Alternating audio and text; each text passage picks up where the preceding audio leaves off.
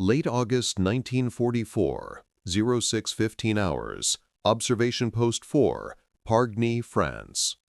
The morning report lay crumpled on the desk as the German technical officers of Flak Regiment 155W struggled to comprehend the calculations before them. The interception rates violated every principle of ballistic probability taught in Luftwaffe technical schools across the Reich. 82% destroyed. This cannot be correct.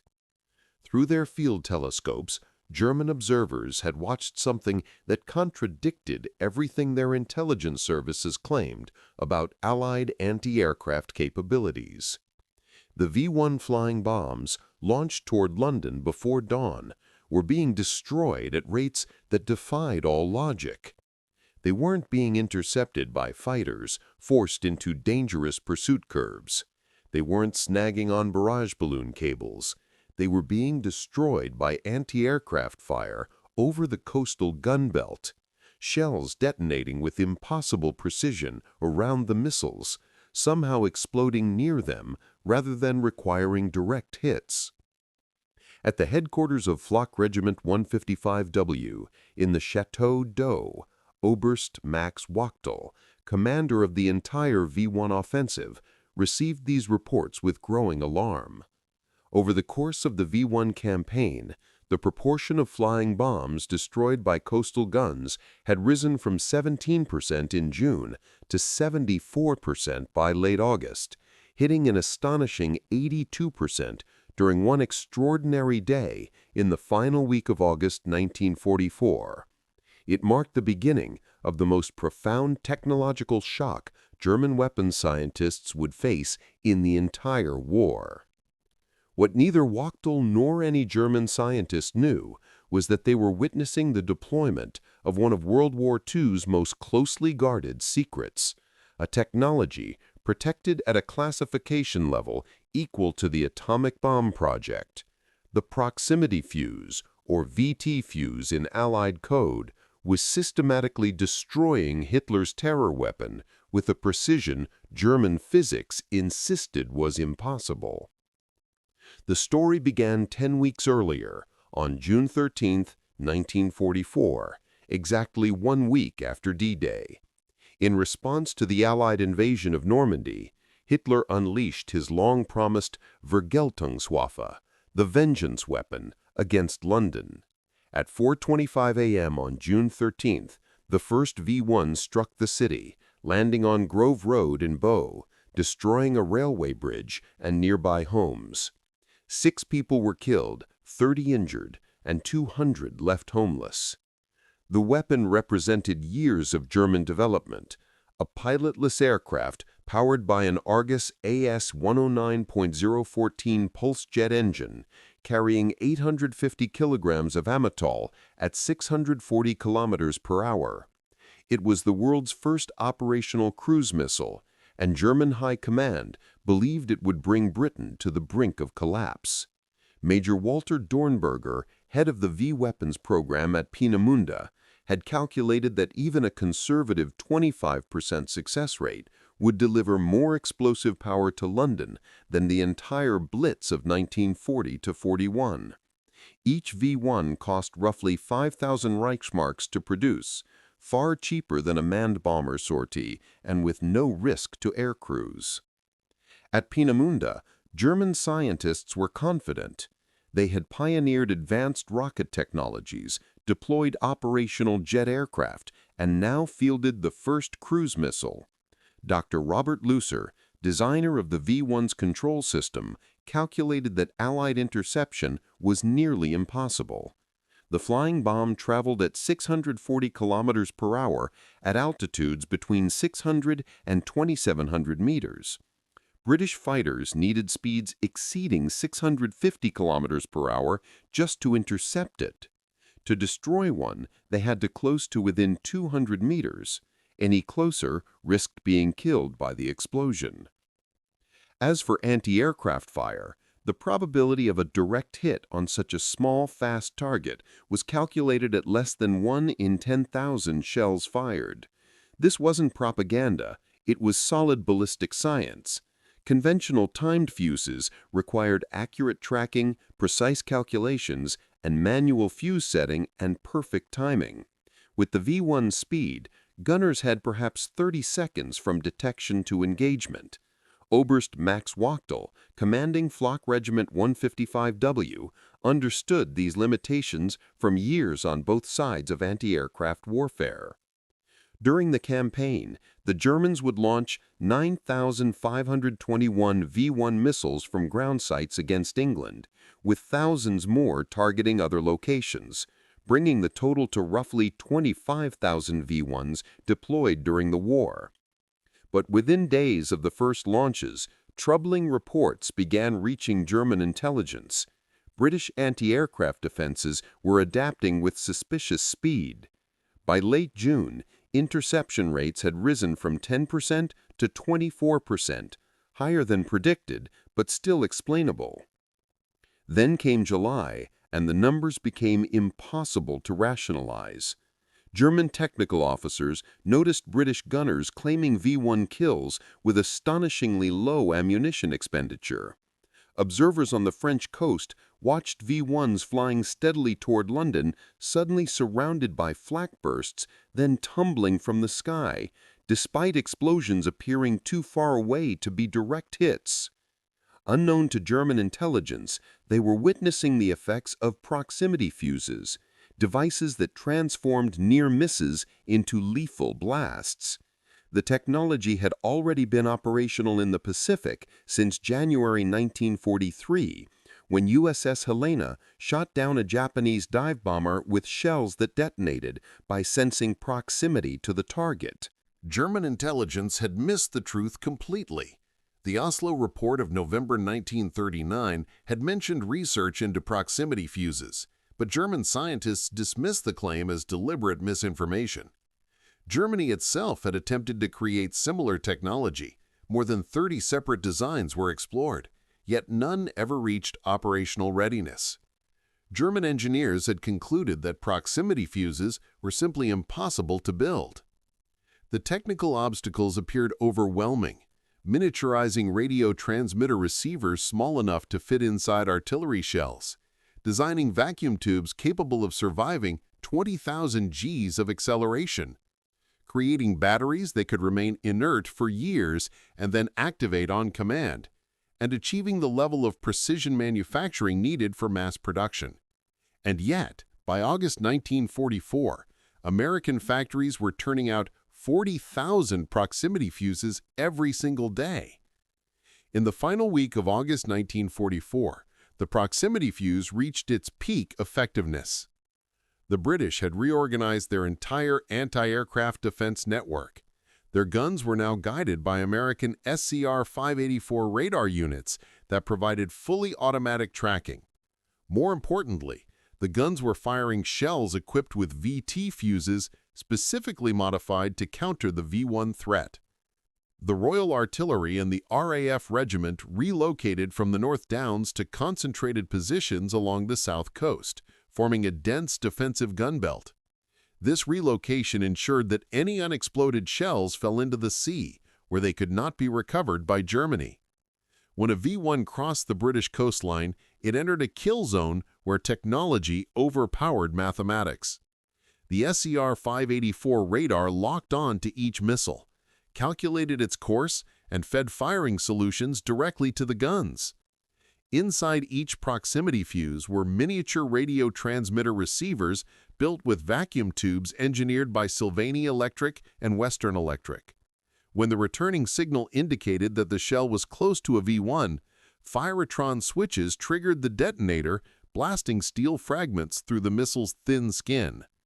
On the peak day that August, coastal guns shot down 82% of the incoming V-1s, a level of effectiveness German engineers regarded as physically impossible.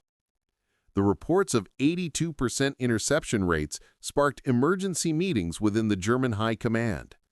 Oberst Wachtel suspected sabotage, but inspections confirmed that the missiles were functioning normally. Test launches over German territory showed no defects. The problem occurred only when V-1s entered British airspace. German analysts concluded that Britain had developed some revolutionary new anti-aircraft system, but they could not determine its nature without capturing intact examples. The Germans tried everything, adjusting flight paths, changing altitudes, launching larger salvos, flying at night, exploiting weather. None of it worked. The destruction rate remained catastrophic. At Peenemünde, scientists were forced to confront an alarming possibility. If the Allies had developed proximity fuses, then they had accomplished what Germany believed to be impossible. German attempts to uncover the secret intensified but failed utterly. Security around the proximity fuse program was nearly flawless. Production was spread across 110 factories, each compartmentalized so that workers knew only their specific tasks. Even the Allied name variable time fuse was intentionally misleading, designed to sound like a conventional timed fuse instead of a proximity device. By 1944, a significant portion of American electronics manufacturing capacity had been diverted entirely to proximity fuse production. At peak output, American factories produced 40,000 fuses per day. Costs dropped from $732 per unit in 1942 to just $18 by 1945. Crossley, previously a radio and refrigerator manufacturer, employed 10,000 workers and produced 16,000 fuses daily at peak. Sylvania Electric dedicated its vacuum tube research division entirely to developing ruggedized miniature tubes, producing 400,000 per day. 95% of every tube produced went into proximity fuses. The contrast between the two countries was total. Germany handcrafted weapons in small batches. America mass-produced an entirely new technological class of weapon at unprecedented scale. Monthly U.S. proximity fuse production surpassed the total number of V-1s Germany built during the entire war. The engineering behind the proximity fuse was extraordinary. Each device had to withstand the immense shock of being fired from a gun, 20,000 Gs of acceleration, rotational speeds of 25,000 RPM, and harsh temperature fluctuations. Sylvania developed miniature vacuum tubes originally inspired by hearing aid electronics, but reinforced to survive these extreme conditions. The batteries were designed to remain inert for years, yet activate instantly when the shell was fired. Inside the fuse was a miniature radio system transmitting continuously. When reflections indicated proximity to a solid object, the circuitry triggered detonation. Achieving this simplicity in principle required solving engineering problems German experts had judged unsolvable. Quality control was unparalleled. Every fuse underwent multiple levels of testing, and random samples were actually fired to ensure reliability. Rejection rates remained below 2%, an astonishing level of precision at such high production numbers. By September 1944, the V-1 campaign was effectively defeated. Of the 9,521 V-1s launched from ground sites towards Britain, only 2,515 reached London. They killed 6,184 civilians and wounded 17,981. A tragedy, but a fraction of what Germany had intended. General Frederick Pyle, commander of British Anti-Aircraft Command, estimated that casualties would have been 4 to 5 times higher without proximity fuses.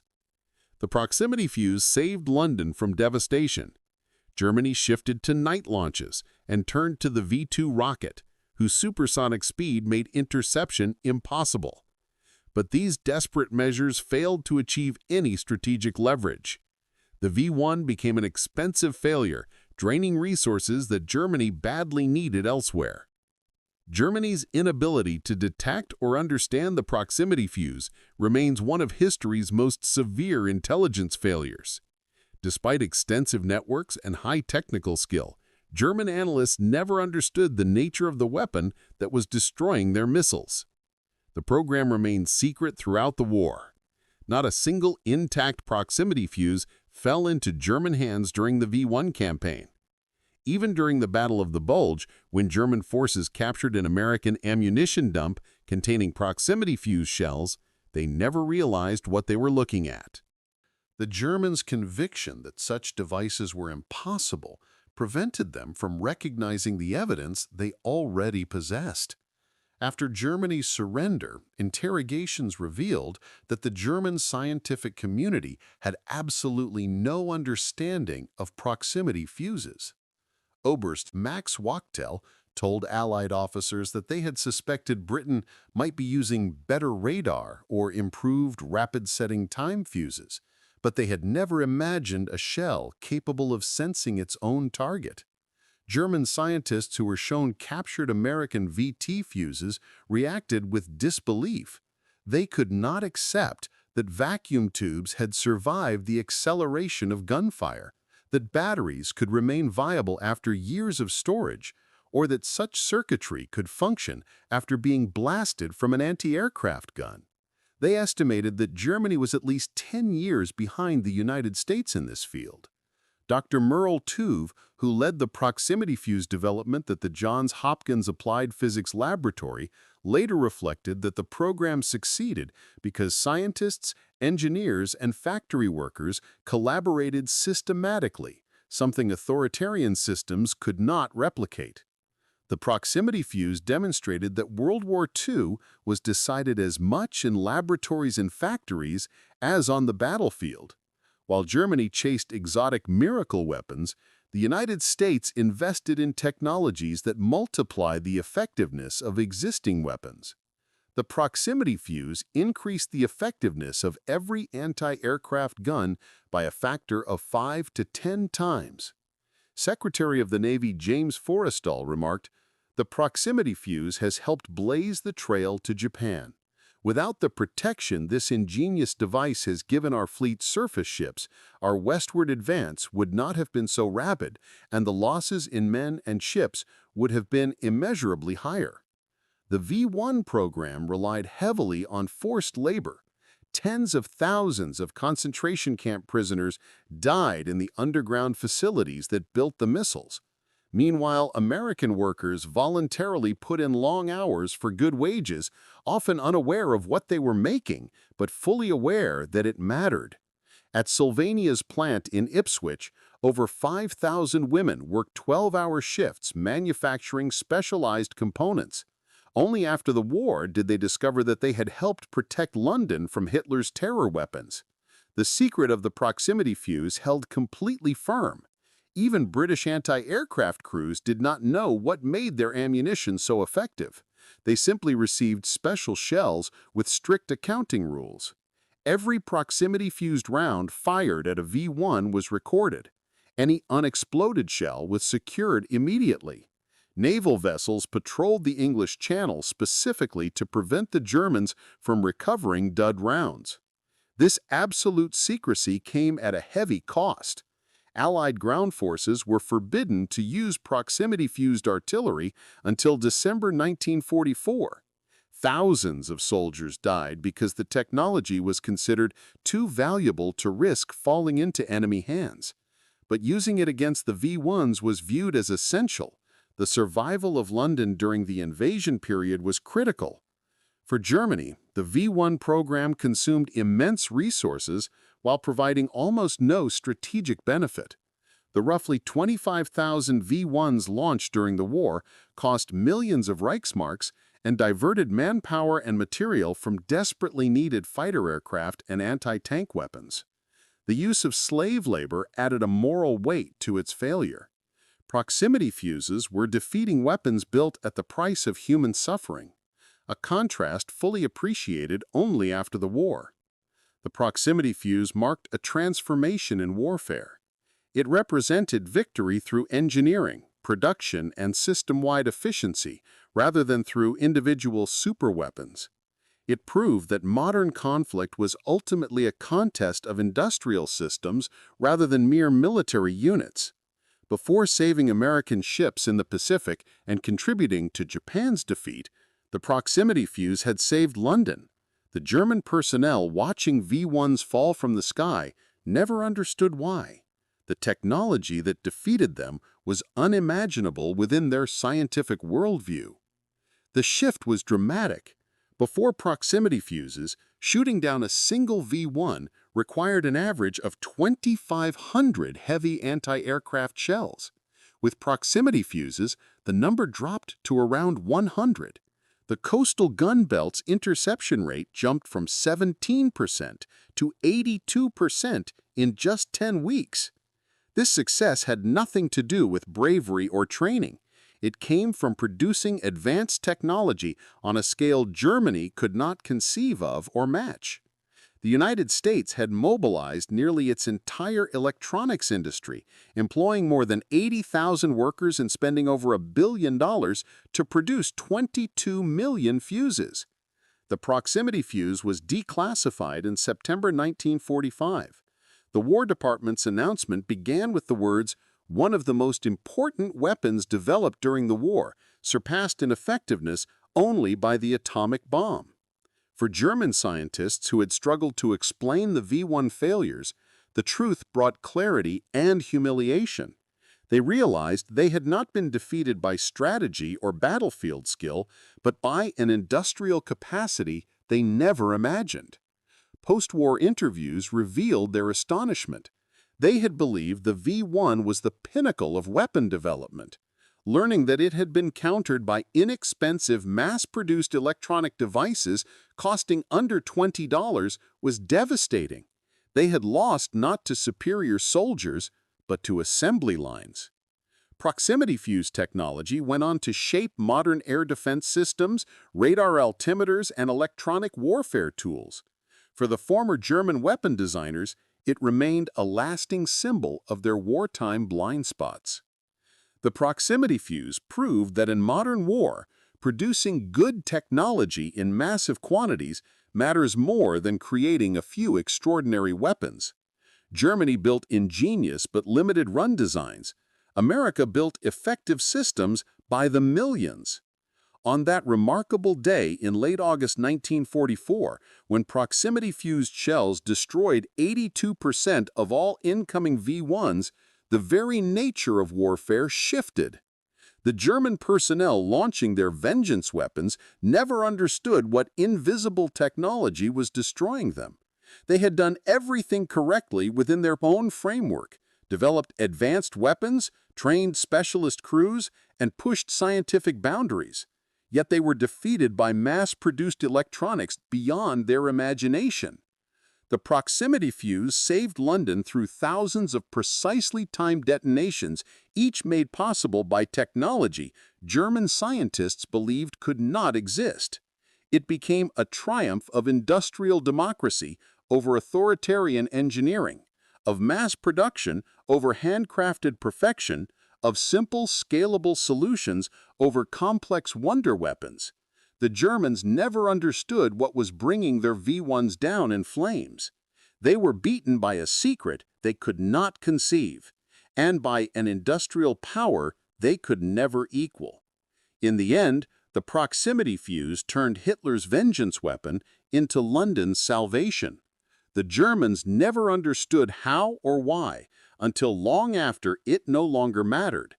The 82% interception rate achieved in late August 1944 became lasting proof that in modern warfare, industrial strength can defeat any wonder weapon, no matter how advanced. The proximity fuse was more than a single innovation. It demonstrated that a democracy capable of mobilizing science and industry could overcome a tyranny relying on forced labor and isolated brilliance. And as the Germans watched their supposedly perfect weapons fall from the sky, they never realized they were witnessing proof that the war had already been lost.